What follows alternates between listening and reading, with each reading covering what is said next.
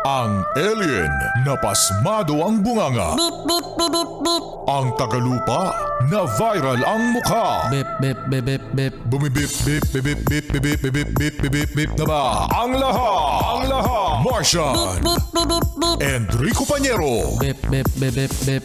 Beep, beep, beep, Bip, beep, bip, bip, bip, bip. Bip, bip, bip, bip, bip.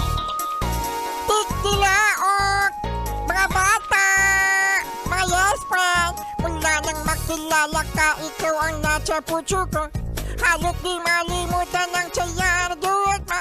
Pwede ba kitang tuwagin at suwing akin? 101.1 Yet FM. Sulit! Pag sinabi kong Yet FM, sabihin nyo, Chalad akay! 1, 2, 3, Yet FM. No! Ilan sumabay? Isa, dalawa, 7, 24, Tumatalon. 37, 58. Hoy, shoutout sa 58 na sumabay! Thank you ah. At i-shoutout din natin, Martian, mga yes friend. Yung ugaling-ugali, nakapagbangon, no, ay magtutoothbrush agad. Yan. Kasi, ano yan dalawa yan, tatlong klase ng tao yan, mga yes friend.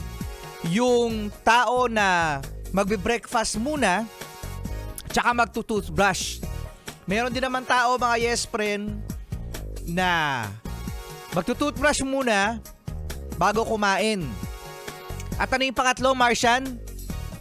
Yung hindi talaga nagtutoothbrush. Sabi ni Kuya Tolits, bango. Ano? Bango tapos pasok na. Bangon tapos pasok na agad. Talagang wala mumug-mumug, no? Pero alam nyo, mga yes friend, na-search ko na mas maganda raw talaga magtutoothbrush muna. Okay, Tolits. Magtutoothbrush daw muna, Martian, bago kumain. To protect our teeth, yung mouth natin, no? Yun nga lang, meron lang disadvantage doon.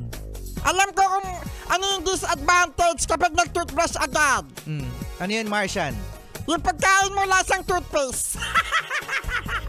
Yung pagkain mo lasang mentol.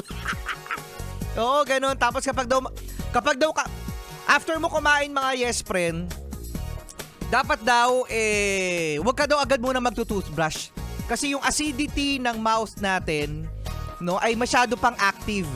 So, yung acid pumunta sa ngipin natin, medyo may time na yung layer ay malambot-lambot, no? Yung enamel na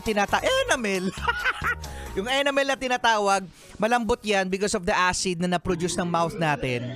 So, magtutoothbrush daw ay mga 15 to 30 minutes after na kumain. Para yung pH. What is pH? pH, Philippines. Para yung pH mag-normalize. Di ko alam kung ano yung sabihin ng pH. Salamat, Dentist Rico Pañero. Nag-dentist-dentisan na naman ako. Mamaya magalit yung mga dentist, sabihin ng mga dentist, di naman ganun yun. Rico Pañero na! At Martian na! Cute morning! Si Rico Pañero talaga nagmamarunong.